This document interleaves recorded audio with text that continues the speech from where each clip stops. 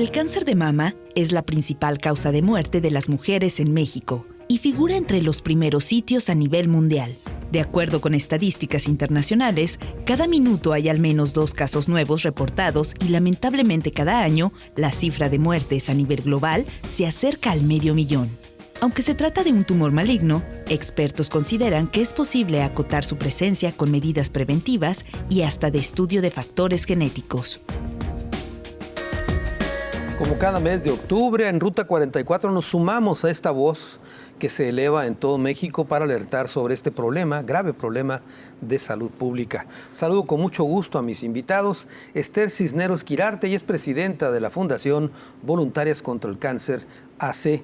Esther, bienvenida. Muchísimas gracias por la invitación, Carlos. Eduardo Sotelo Anaya, él es encargado del Servicio de Oncología para Adultos del Nuevo Hospital Civil de Guadalajara. Doctor Juanín Menchaca. Eduardo, bienvenido. Muchísimas gracias, Carlos. Marisela Valdominos Torres, ella ha sido sobreviviente precisamente de este padecimiento, el cáncer de mama. Marisela, bienvenida. Muchas gracias, Carlos, por la invitación.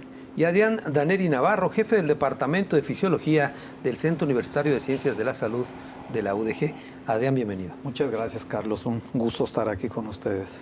Muy bien, pues empezamos con el tema. Yo les pediría una primera intervención a forma global de este problema, esta amenaza mortal, como hemos llamado al cáncer de mama. Comienzo contigo, Esther. Pues sí, en efecto, es un problema de salud pública mundial, nacional y estatal. Y la buena noticia es que el cáncer de mama puede ser curable si se detecta a tiempo. El problema es que no se está detectando oportunamente. Solamente un 60% se está detectando tardíamente. Entonces, esto cambia mucho las posibilidades de sobrevida, de tratamiento, que sean tratamientos mucho menos agresivos, invasivos. Y bueno, por supuesto, mejorar la calidad de vida de la paciente, ¿no?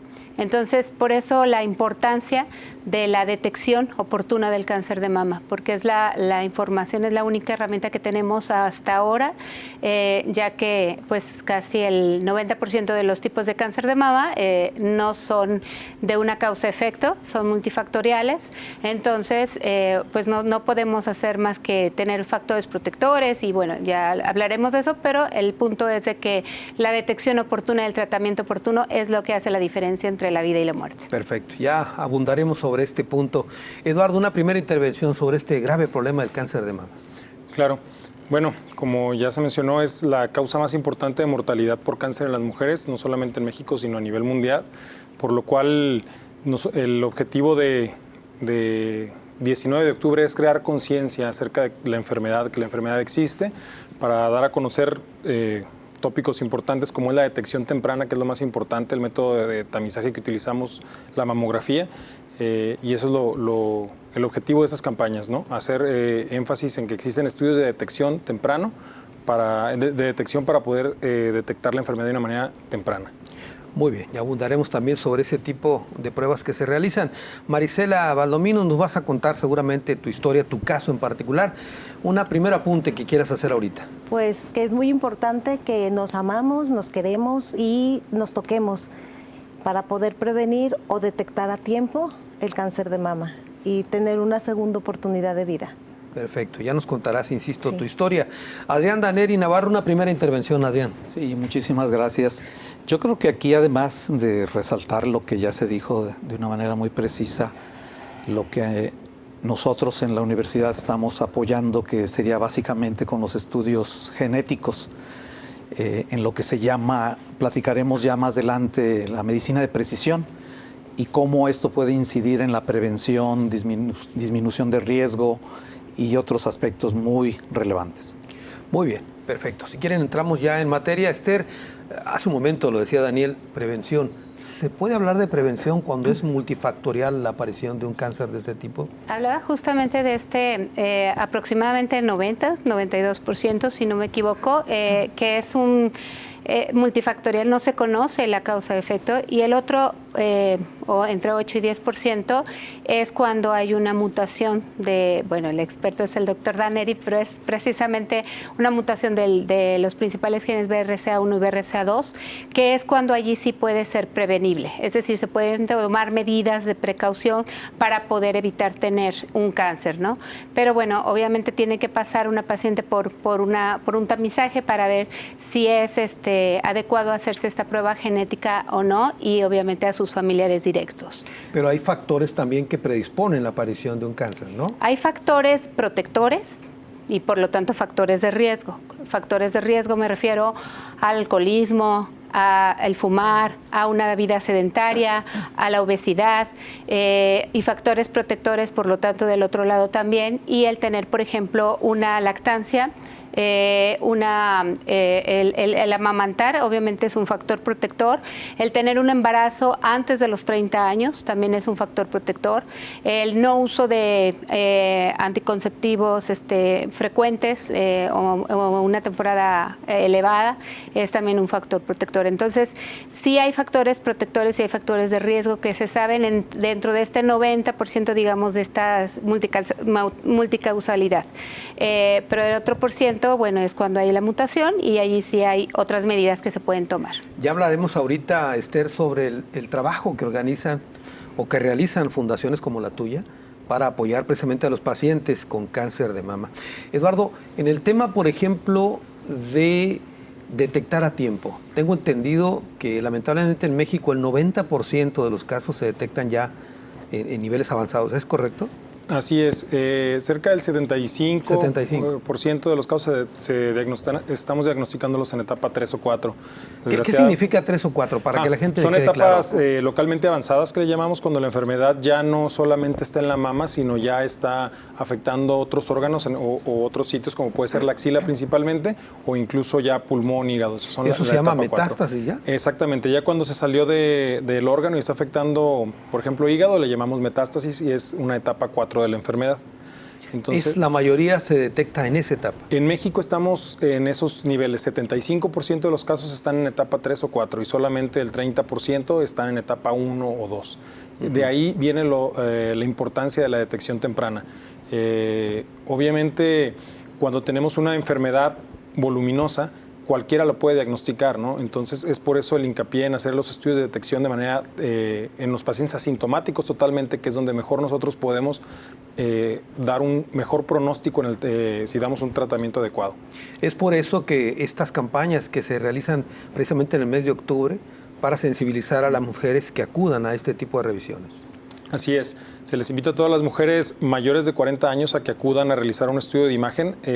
Obviamente, es un estudio de tamizaje. ¿Qué quiere decir esto? Sin que el paciente tenga ningún síntoma, acudan a realizar el estudio. Si tienen algún familiar de primer grado, como mamá, hermanos o hijos con la enfermedad, deben de acudir 10 años antes del diagnóstico al que se hizo el familiar el diagnóstico, ¿no? Si tuviste tu mamá a los 45 años, entonces desde los 35 años puedes acudir a realizarte un estudio de detección. 10 años antes. Así es. Muy bien. Marisela, el caso tuyo, ¿por qué no nos cuentas? Bien. Me detectaron cáncer el 1 de diciembre del 2015 en una etapa 2B. ¿Qué significa 2B, perdón? La etapa en que ya había pasado la primera etapa, ¿es entendido, doctor? Y un poquito avanzado antes de llegar a la etapa que explicaba aquí el doctor, a la etapa 3. De acuerdo. Nada más estaba localizado. Afortunadamente no tuve cáncer en ganglios, eso lo detectaron una vez que ya me hicieron mi mastectomía, pasé por 8 quimioterapias, 25 radiaciones. Pero Marisela, ¿qué sentiste cuando te avisaron? Sentí que me iba a morir, lo asocia uno, ¿no? Cáncer y muerte. Cuando te dieron el diagnóstico. Así. Sí, yo estaba trabajando y el histopatólogo llegó a mi área de trabajo y para mí fue impactante porque yo sabía que él estaba de vacaciones. Entonces, al verlo, dije, tengo algo, me voy a morir. Fue lo primero que le dije. Nomás para aclarar a la gente que nos está viendo, bueno, Marisela trabaja en el Hospital Civil, está familiarizada, entonces por eso hablan esos términos, te avisaron que tenías eso. Sí, es muy impactante estar trabajando y conocer la evolución de la enfermedad y cómo se te puede presentar y cómo puedes llegar a morir por la enfermedad. No tuve tanto miedo al morirme, sino la forma y la preocupación de dejar un menor de edad, ¿verdad? Entonces eso me llegó en el fondo de mi corazón y yo sentía que el mundo se me venía encima. Me acuerdo que todo se me nubló. Afortunadamente tuve muchos contactos en ese momento, mis compañeras de trabajo todas se volcaron sobre mí, la institución me ayudó muchísimo y pues tenía que estar un poco pues sobria para poder enfrentar lo que se me venía, ¿no? Recuerdo ese día fue gris totalmente, llegó por mi hijo y me dice, mamá, es el mejor día de mi vida. Cuando me dijo eso, pues era todo lo opuesto, ¿no? Me acuerdo y todavía... ¿Pero por qué era el mejor día de su vida? Por todo lo que había vivido él en la escuela y se había divertido muchísimo, ¿no? Él tenía en ese entonces 8 años. Y bueno, tuve que empezar a enfrentar eso, lloré mucho toda una noche. Cerraba yo mis ojos y sentía que estaba en un sarcófago, la verdad, empezando a imaginar todo lo que se me venía. Pero dije, tengo que poner un hasta aquí, tengo que estar sobria para el día de mañana y empezar y que venga lo que tenga que venir, ¿no? Entonces dije, las vicisitudes de la vida así se enfrentan y pues tengo que enseñarle a un menor de edad que así es la vida. Claro. Adrián, en el tema de la prevención, ahora sí, desde el punto de vista científico, ¿a qué se refiere? Sí, básicamente se puede prevenir cuando se conoce los factores implicados, como habíamos mencionado, cuando uno identifica ciertos factores que nos señalan que hay datos para pensar en cáncer hereditario. El cáncer hereditario, hay cáncer hereditario, cáncer familiar y el espontáneo que hacía referencia. Necesitas explicarnos uno por uno. El cáncer hereditario se observa en diferentes porcentajes dependiendo del tumor, 5 a 10% en cáncer de mama, en cáncer de ovario es un poquito más elevado y así varía en todos. Pero aquí tiene que ver con que hay un gen que ya no se le llama mutaciones, se les llama variantes patogénicas, que está alterado. En general, nosotros estamos estudiando 84 genes que lo que hacen en nuestras células que tenemos en todo nuestro organismo es estar reparando el DNA. De acuerdo. Que es donde está la información de todo lo que somos y lo que nos hereda papá y mamá. Pero cuando falla uno de estos genes que se dedican a reparar, entonces se incrementa mucho la posibilidad de cáncer.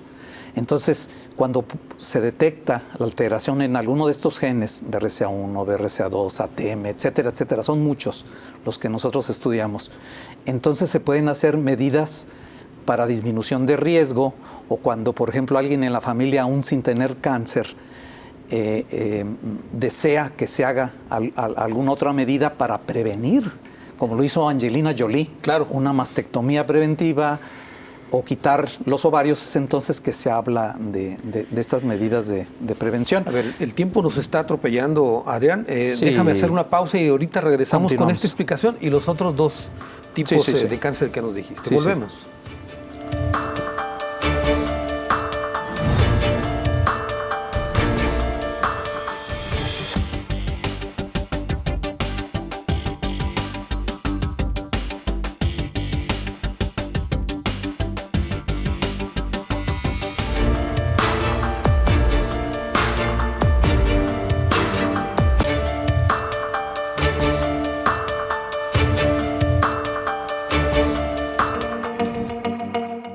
Cada 2 horas muere en México una mujer víctima de cáncer de mama. Uno de los principales problemas que enfrentan los médicos que atienden este mal es que la detección ocurre en etapas muy avanzadas y así es muy difícil combatir a la enfermedad. En nuestro país, se estima que el 90% de los cánceres de mama son detectados en etapas avanzadas.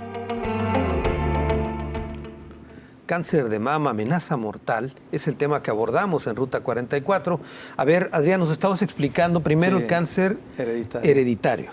Sí, este cáncer hereditario, cuando se identifica una variante patogénica, nos permite tomar medidas preventivas en los familiares o en el propio paciente. Por ejemplo, se puede tener cáncer en una mama, y cuando hay una variante patogénica aumenta el riesgo de tenerlo en la otra mama o tenerlo, por ejemplo, en el ovario. Entonces, esto nos conduce a lo que se llama la medicina de precisión.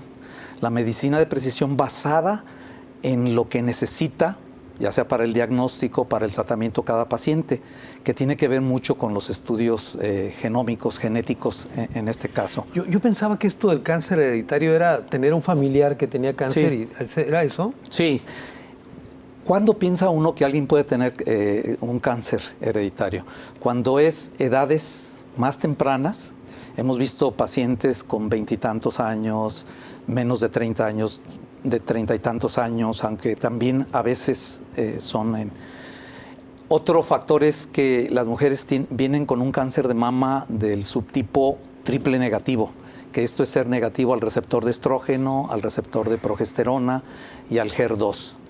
Otro factor es que hayan tenido cáncer, que de hecho hemos visto en más del 10% en las personas que son positivas, que de hecho ya llegan con un cáncer bilateral. Y el otro es precisamente esto, el que identifica que hay más miembros en la familia, que la mamá, que la abuelita, que las tías, primas, hermanas, pero no solamente cáncer de mama, puede haber cáncer de próstata, por ejemplo, en los miembros del sexo masculino, cáncer de páncreas o otro tipo de cáncer. Y con eso es suficiente para, digamos, alertar. Y entonces es que nos llegan a nosotros ya los pacientes para hacer los estudios moleculares. Y entonces ya cuando hacemos un estudio molecular vemos que ya no es el 5-8%. Nosotros de los que ya nos derivan, por ejemplo, de los diferentes hospitales, ya es arriba del 30 y tantos % los casos que nos salen positivos a estas variantes patogénicas asociadas a cáncer. Muy interesante. Ahorita volvemos contigo de nuevo, Adrián, para este tema. Esther, ¿cuál es el papel, el rol que realizan y desempeñan las fundaciones, organizaciones como la tuya? Bueno, pues para empezar, desde el 2009, 8-9 aproximadamente, justamente el doctor Adrián Daneri me involucró en esto. Sabiendo mi profesión de psicoterapeuta y como empezaron justamente las investigaciones de perfil molecular, pues tendríamos que capacitar a los estudiantes, a los pasantes, para hacer un programa de navegación, que ahorita un poquito explico de qué se trata, pero también de dar la noticia a las personas, ¿no? Porque si te dicen, bueno, no, tu cáncer no es genético, bueno, pues ya de al menos te quitas un peso de encima de pensar en que tu hija o tu hermana o tu mamá puedan llegar a tener, ¿no? Pero sí, pues es también tomar decisiones muy radicales e importantes. Entonces, ahí es cuando iniciamos el trabajo voluntario y me doy cuenta que este es un impacto, como bien decía Marisela, es un impacto pues muy fuerte emocionalmente porque no deja de ser una amenaza contra la vida. El cáncer, o sea, a lo mejor antes se asociaba directamente cáncer, muerte, ahora gracias a los avances científicos médicos, a todo lo que se ha avanzado en la medicina y demás, a lo mejor ya no es así y es posible curar hasta un 90% si se detecta a tiempo el cáncer de mama, sin embargo no deja de ser una amenaza contra la vida. Entonces, se afecta todo su sistema familiar y es muy importante precisamente poder nosotros las asociaciones acercar los recursos, a apoyar en las asistencias, en informar, en psicoeducar, ¿no? orientar, ese era el principal objetivo de navegación, era precisamente acompañar al paciente en el transitar de la unidad hospitalaria para que no se perdiera en los trámites, ¿no? Porque luego, pues imagínate, recibe uno un shock, o sea, en el sentido de que tienes cáncer y a lo mejor el paciente va solo, a lo mejor el paciente no sabe ni siquiera leer ni escribir, y lo mandan a hacer la cita para sacar el tarjetón y la radiografía y el eco y esto y el otro, pues se pierde y mejor se va. Entonces un navegador hace la guía, el acompañamiento, hasta ayudarlo en trámites administrativos y también, por supuesto, la gestión de recursos y de apoyos asistenciales a través de nuestras asociaciones. Ahorita vamos a hablar de ese tema y lo costoso que es también tratamiento de este tipo. Eduardo, en el caso, por ejemplo, de la detección oportuna, ¿cuáles son los métodos desde el más sencillo hasta el más complicado? Claro, bueno, iniciamos la recomendación es que toda mujer a partir de los 18 años realice una autoexploración de mama. Esta prácticamente cada mes, a los 7-10 días de terminar la menstruación, sería como el inicial. A partir de los 25 años se recomienda la exploración en consultorio, cuando tenemos alguna patología en la mama.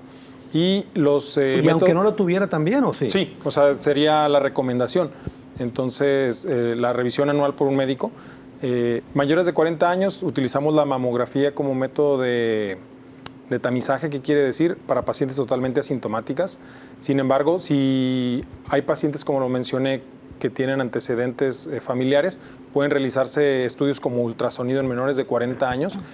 Y también es importante mencionar que la mamografía puede ser utilizada incluso en menores de 40 años cuando tienen una patología en la mama, que ya tienen una bolita, a partir de los 25 años. ¿Y cada cuánto hay que hacerse a partir de los 40 este estudio? Sí. La recomendación es en base a guías internacionales, la hacemos de forma anual hasta los 75 años. Después de los 75 años es muy importante la comunicación médico-paciente para determinar cuál va a ser los pasos a seguir para los métodos de detección, ¿no? Es decir, a partir de los 40 es anual, siempre y cuando no surja ningún tipo de lesión por ahí. Así es, si aparece durante ese periodo alguna lesión, hay que acudir obviamente en cuanto se detecta la lesión para diagnosticar si es sospechosa de cáncer o es otro tipo de lesión en la mama. Ahora, este tipo de estudios, digamos, de prevención, ¿son muy costosos o los puede hacer el sector público gratis? ¿Cómo funciona esto? Bien, ahorita durante el mes de octubre en los hospitales civiles se está llevando a cabo la detección de manera gratuita.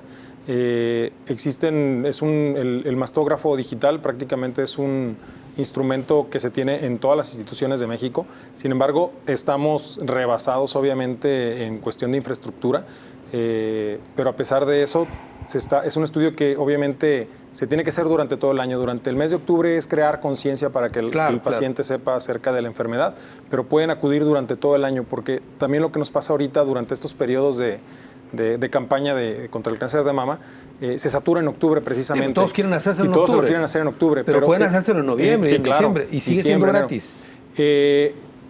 En las instituciones como sí, tiene un costo de recuperación en los hospitales civiles. Más o menos, ¿cómo ronda? Esa parte sí la desconozco. Pero, ¿y en el sector privado cuánto cuesta una...? Mamografía debe andar sobre los 1,500 a 2,000 pesos aproximadamente 1,500 a 2,000 en los estudios, en laboratorios particulares. De acuerdo. Pero bueno, estamos hablando de la vida de por medio, ¿no? Sí. ¿Qué nos puede decir de eso, Marisela? Bueno, reforzando lo que decía la maestra Esther, sí es bien importante el acompañamiento. Si uno que está en el medio te dan la noticia y chocas, ¿no? Es importantísimo que le permitan los médicos que vaya un familiar y a este familiar asesorarlo qué debe de preguntar, cómo debe de preguntar, para qué preguntar. Porque la verdad, a uno se le cierra el mundo y ya después cuando uno asimila, entonces vienen la serie de preguntas, pero ya no está el médico. Entonces, el acompañamiento es impredecible desde el inicio hasta el final. Ya después, poco a poco, que uno va asimilando el proceso, pues ya uno poco a poco va diciendo, mira, yo voy sola, yo lo hago así, yo lo hago de esta manera, pero es un apoyo increíble, eso de la navegación, increíble. La verdad es de que, pues si se diera la oportunidad a todo paciente y sobre todo también iniciar un tratamiento con apoyo psicológico y apoyo nutricional.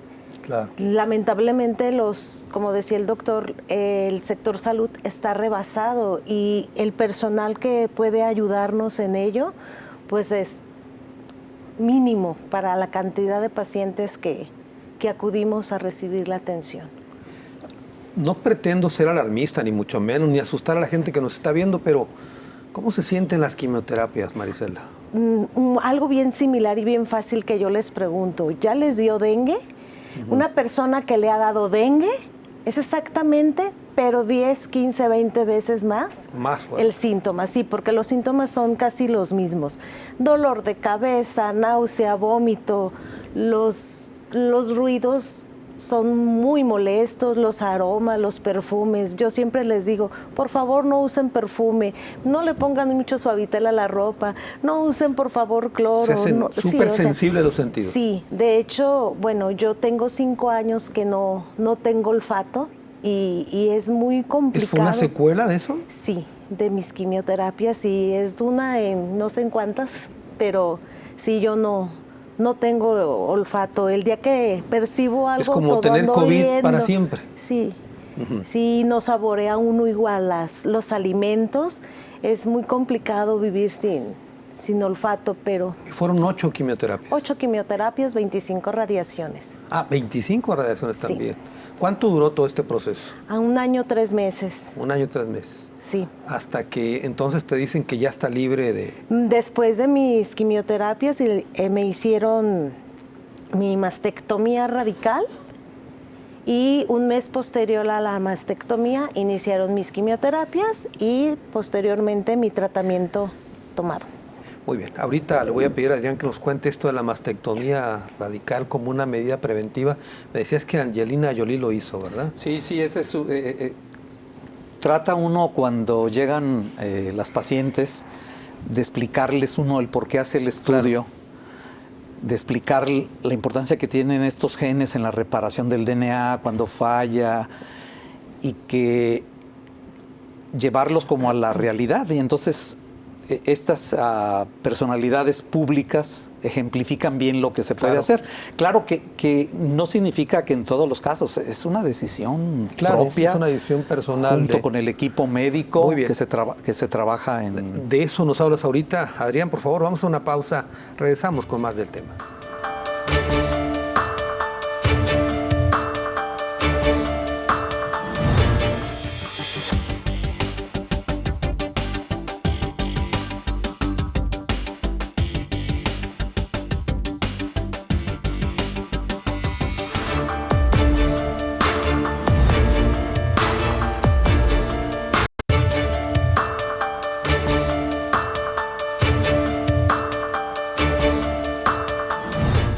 Una terrible estadística refiere que 1 de cada 12 mujeres enfermará de cáncer de mama en su vida. La probabilidad de enfrentar esta enfermedad está asociada con el desarrollo de los países. Mientras que en naciones altamente desarrolladas, la tasa de supervivencia a 5 años del mal alcanza el 90%, en Sudáfrica apenas es del 40%. Cáncer de mama, amenaza mortal, el tema que abordamos en Ruta 44. Adrián, nos estabas explicando, incluso nos debes todavía, cáncer familiar. Sí. Y había otro más que dijiste. Sí, el cáncer espontáneo que hacía referencia a Esthercita y el doctor Sotelo. Sí, básicamente cuando no se encuentra que hay una variante patogénica que le podamos echar la culpa y que a pesar de eso persiste, que hay antecedentes en la familia, como muy bien lo dijo el doctor Sotelo, pues uno lo podría clasificar como un cáncer familiar, donde simplemente hay más frecuencia en la familia sin encontrar uno después de todos los estudios genéticos que se hacen al encontrar una variante patogénica. Y el espontáneo es este cáncer donde hay una serie de factores implicados que ya mencionaron, la edad, no los voy a repetir, que tienen que ver y que es difícil decir a cuál le echa uno la culpa de todos estos, ¿no? Claro. Incluyendo el no hacer ejercicio, por ejemplo, que es algunos, el ejercicio tiene un efecto protector, para hacerlo de la manera más sencilla. De acuerdo. Ahora, hace un momento hablábamos del caso de Angelina Jolie. Ella tomó una decisión preventiva. Sí. Porque tenía un familiar que tenía este problema, ¿no? Sí, y había antecedentes en la familia, le hacen los estudios moleculares, como también a veces nos lo solicitan a nosotros, que llegan no solamente los pacientes, sino los familiares, porque tienen mucha preocupación. Claro.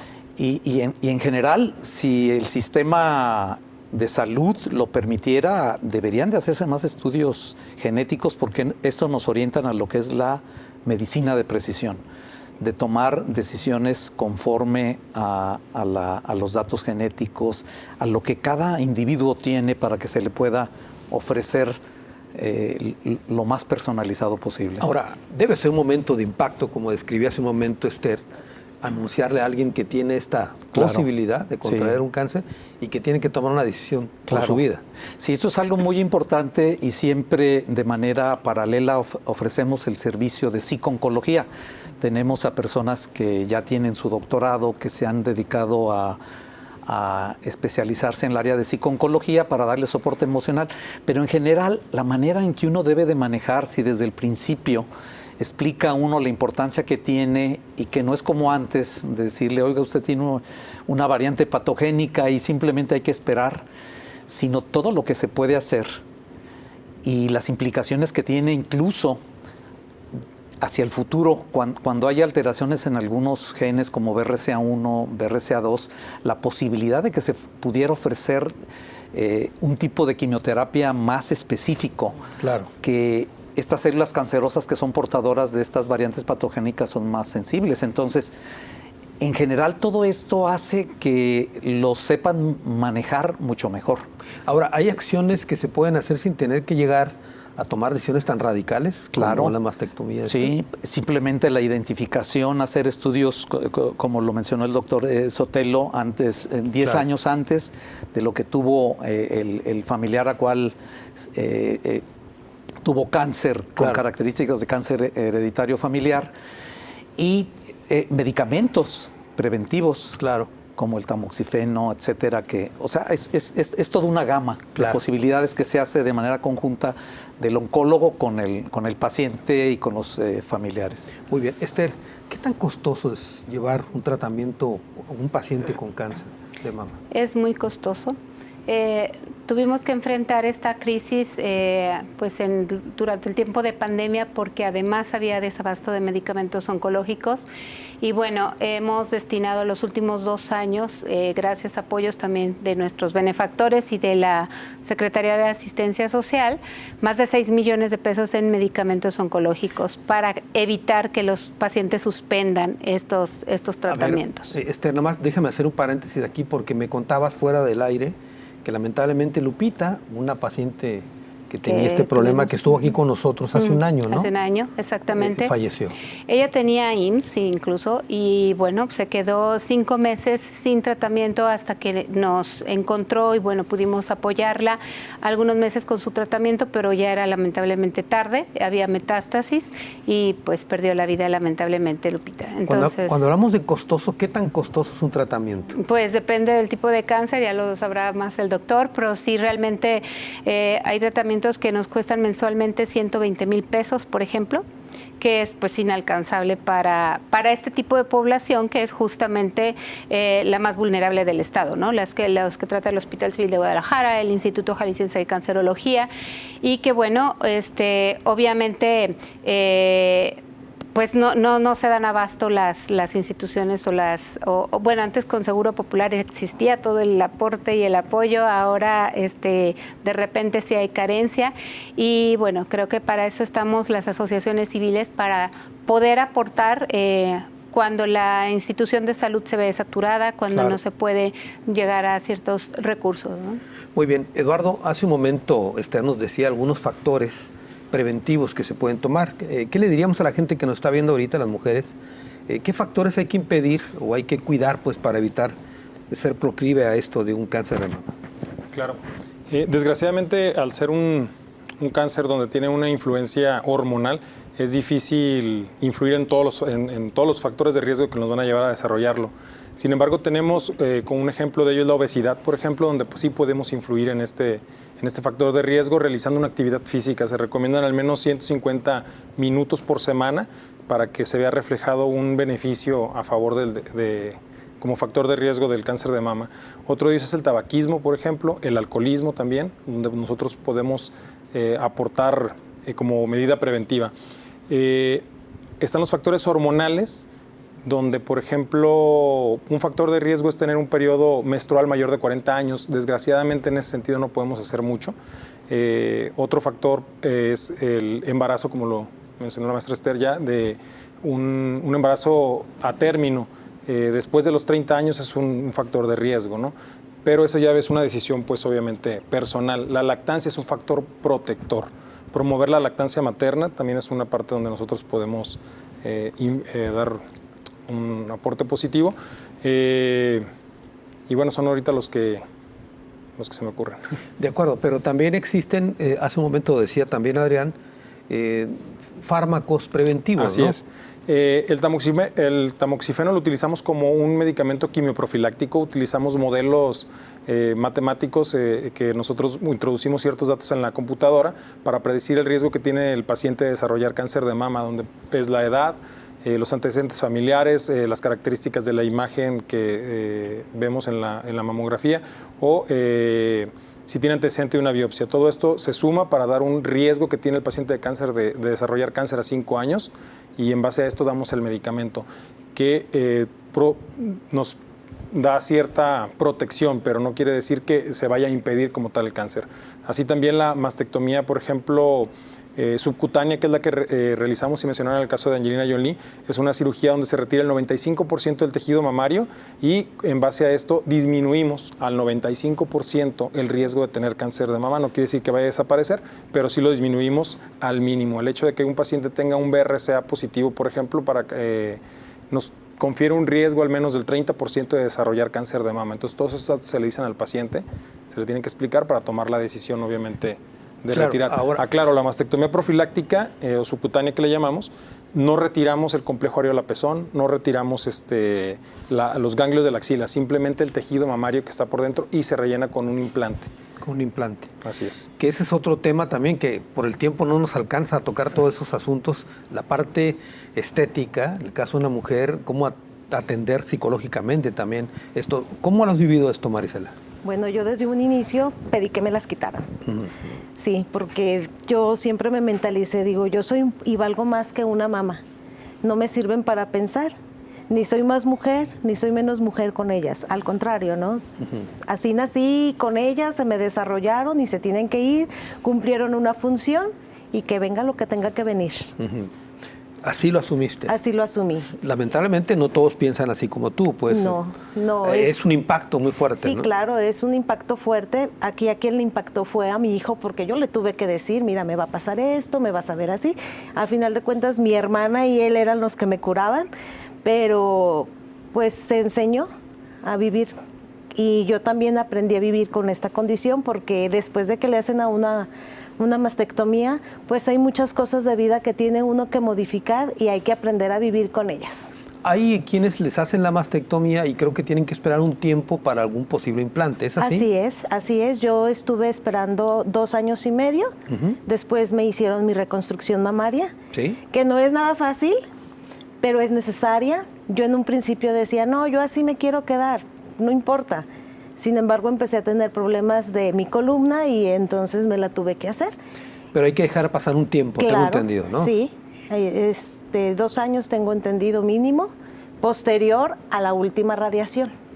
Ahora, tú en tu caso en particular, que atiendes en el Hospital Civil a gente que tiene problemas como el que tú viviste, seguramente te cambió la forma de ver a los pacientes, ¿no? Sí, me impactó mucho cuando ya tenía que volver a trabajar. Estoy en un área de urgencias y me tocó ver a una paciente con el seno extirpado así por el tumor. No, dije, yo me regreso, no puedo ahorita empezar a trabajar, necesito prepararme para esto. Claro. Porque yo acabo de vivir esto, y ¿cómo le voy a ayudar? No me voy a poner a llorar, tengo que ayudarla. Y es un proceso difícil para alguien que está en la salud, porque es el día a día que debe de convivir uno con ellos. Y bueno, si uno ya estuvo en los zapatos de ellos, pues caramba, hay que hablar y hay que hacer más. Muy bien, tengo que hacer otra pausa, es la última, regreso a las conclusiones.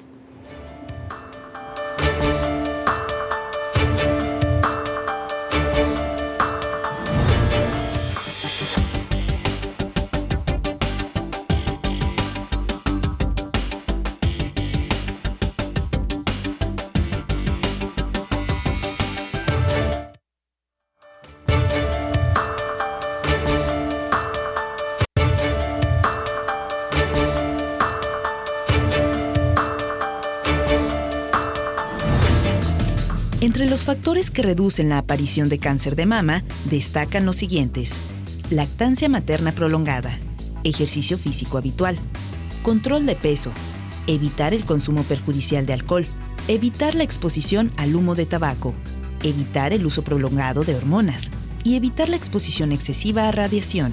Sin embargo, la posibilidad de reducir la enfermedad es apenas del 30%. Cáncer de mama, amenaza mortal, el tema que abordamos en Ruta 44. Estamos llegando a la parte final del programa. Vamos, como siempre, a las conclusiones. Comienzo contigo, Esther. Gracias. Pues nosotros hemos apoyado este programa de reconstrucción mamaria desde el 2013, bueno, desde el 2009 que se formaron los grupos de navegación a la fecha. Y justamente en este periodo nos dimos cuenta de la importancia de considerar la cirugía reconstructiva como parte esencial del tratamiento de cáncer de mama. ¿Sí? Hay quien no lo necesita y no es tan impactante, pero hay quien es demasiado impactante de tal forma que pueden tener 10 años de sobrevida y ni siquiera se pueden mirar al espejo. Y esto es traer la enfermedad de nuevo porque se siguen sintiendo enfermas. Entonces, por eso debe ser parte esencial del tratamiento de cáncer de mama. A la fecha hemos tenido más de 320 mujeres sobrevivientes al cáncer de mama totalmente reconstruidas gratuitamente. Y ayer justamente tuvimos la primera mujer que se fue de una detección muy temprana y que fue la mastectomía al mismo tiempo que la cirugía reconstructiva. Entonces, pues estamos muy contentos por el logro, lo que queremos tratar, de que de verdad cada vez más pacientes se puedan detectar a tiempo para que los daños colaterales y todas las consecuencias sean mucho menores y la calidad de vida sea mucho mayor precisamente con esta atención. Nosotros acompañamos a la paciente en todo su proceso, damos talleres de empoderamiento de la mujer, damos talleres en donde enseñamos oficios, psicoeducamos precisamente con los temas de nutrición, de manejo del linfedema, de todos los temas importantes que un paciente debe de saber de su enfermedad para el buen manejo de la misma. Acabamos de tener en septiembre un Congreso Internacional de Cáncer de Mama, el primero, con expertos, pero hablándole al público general, precisamente informando de toda esta activación del paciente, que es lo que hace que aumente la calidad de vida. Incluso, Esther, hay una cena, creo, y una pasarela, ¿no? La tuvimos ya. Es que el Congreso ahora fue la primera vez que nos aventamos al Congreso, fue del 22 al 24 de septiembre, y la cena gala pasarela, que es la que hacemos desde el 2013 a la fecha, es con los recursos que obtenemos precisamente para poder operar a todas estas mujeres sobrevivientes del cáncer. Entonces, esta vez el Congreso nos lo aventamos precisamente por la necesidad de ver que los médicos hacen una labor extraordinaria, sobrehumana, porque, bueno, yo que estoy casada con un médico lo veo a veces que ven 20 pacientes al día y es imposible darle toda esta información que requiere un paciente en el buen manejo de su enfermedad. Entonces, creo que es responsabilidad de uno mismo el buscar esta información y por lo tanto es que estamos trabajando con ellas durante todo el año. Cada 15 días, todos los jueves de 11 de la mañana a 2 de la tarde, nos reunimos, damos acompañamiento emocional y damos un tema que tenga que ver con la psicoeducación del paciente para el buen manejo de la misma. Y el Congreso lo que buscó fue ese objetivo, pero hacerlo de manera generalizada. Tuvimos 358 inscritos y tuvimos una unidad de mastografía proporcionada por la Secretaría de Salud y se complementó con una unidad también de ecos mamarios para poder complementar el estudio, de las cuales se hicieron 122 mamografías. Y me acaban de pasar el reporte que se detectaron 60 casos con un número de BRAF 2, BRAF 3, o sea, entonces... ¿Qué significa eso? Bueno, es precisamente los niveles primarios, sí, pero que es un posible cáncer y que se tiene que detectar. Obviamente, sí, se sacaron 6 casos de BRAF 5, esto es casi seguro que hay un cáncer, pero bueno, pues ya están precisamente en detección y en manejo del mismo. Muy bien. Eduardo, tus conclusiones sobre el tema. Bien. Pues crear conciencia acerca de la enfermedad, que toda mujer acuda a realizarse su estudio de manera asintomática. Creo que es lo más importante para de esta manera diagnosticar la enfermedad en etapas más tempranas, donde podemos ofrecer un mejor pronóstico a la paciente y un tratamiento más eficiente, con mejores tasas de curación, ¿no? Si bien se ha comentado la parte de la reconstrucción, la cirugía oncológica no está peleada con la cirugía plástica. Actualmente en México estamos realizando aún todavía el 90% de cirugía radical de mama. En otras partes del mundo estamos al revés, ¿no? Es el 90% de cirugía conservadora de mama. Y esto lo vamos a lograr con una detección temprana, cuando el tumor se diagnostica en etapas tempranas y con los avances que hay en la tecnología y demás, podemos lograr un tratamiento muy eficaz con una cirugía conservadora de mama donde no necesitamos necesariamente retirar la mama de manera completa, sino podemos ofrecer un tratamiento con las mismas tasas de éxito oncológicamente hablando que una mastectomía radical. Entonces, invitar a todas las mujeres a que acudan a realizar su estudio de detección. Y aclarar también que decir cáncer de mama no necesariamente es muerte. No, de hecho, actualmente con los avances en la tecnología que hay, los medicamentos que van saliendo cada año, por ejemplo, y el conocimiento molecular de la enfermedad, que también es muy importante, podemos dirigir las terapias hacia el tipo específico de cáncer que hay, de tal manera que los periodos de sobrevida, que es el tiempo que un paciente vive después de que es diagnosticado con cáncer, incluso en etapas 4 actualmente tenemos pacientes en base a protocolos que tienen 5 años de periodo de libre de enfermedad, incluso en etapas 4 con los medicamentos que hay, así es. Muy bien. Marisela, tus conclusiones. Bueno, yo exhorto a todas las mujeres que nos están escuchando, que se amen, se observen, se toquen, y a toda la familia que está ahí alrededor con un posible cáncer, pues los escuchen, lo apapachen y enfrenten juntos una situación de cáncer, porque es la mejor herramienta para poder combatirlo. Y además, pues invitarlos el día 20 de octubre a las 11 de la mañana, de 11 a 12:30 en el Hospital Civil de Guadalajara, a una charla muy amena para el público en general, y pues nos acompañen para que aprendan o recordemos, porque las situaciones negativas a veces no las queremos recordar, y veamos que el cáncer de mama es curable si se detecta a tiempo, y que se toquen.